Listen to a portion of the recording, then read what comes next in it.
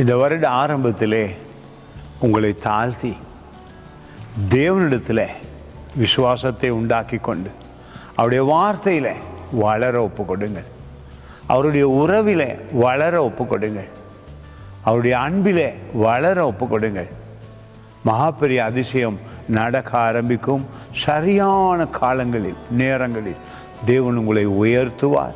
அநேகர் உங்களுடைய காரியங்களிலே தேவன் உங்களுக்குள் இருக்கிறார் என்பதை உணர்ந்து கொள்ளுவார்கள். தேவன் நிச்சயமாக இந்த வருடம் உங்களை உயர்த்துவார். அவர் உங்களை அதிகம் நேசிக்கிறார். தேவை ஒன்று, தாழ்மையோடு அவரில் தங்கி கொள்ளுங்கள். அவர் இல்லாமல் வாழவே முடியாது.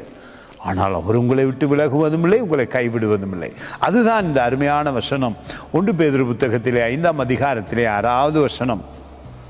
ஆகையால் ஏற்ற காலத்திலே தேவன் உங்களை உயர்த்தும்படிக்கு அவருடைய பலத்த கைக்குள் அடங்கி இருங்கள்.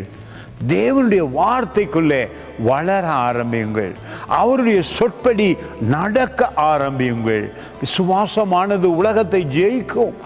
அவரை நீங்கள் பற்றி கொள்ளும் பொழுது, உங்களுடைய மனது அவரிடத்திலே இருக்கும் பொழுது, வசனத்திலே மனம் புதிதாகும் பொழுது சகல ஆசீர்வாதத்தையும் அனுபவிப்பீர்கள்.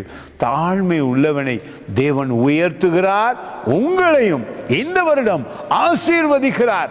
உங்களை தூக்கி எடுத்து நிறுத்துகிறார். உடலிலே சுகம் உண்டாகிறது. மன வலிமையை கொடுக்கிறார். தைரியத்தை கொடுக்கிறார். ஒருபோதும் உங்களை விட்டு விலக மாட்டார். God bless you.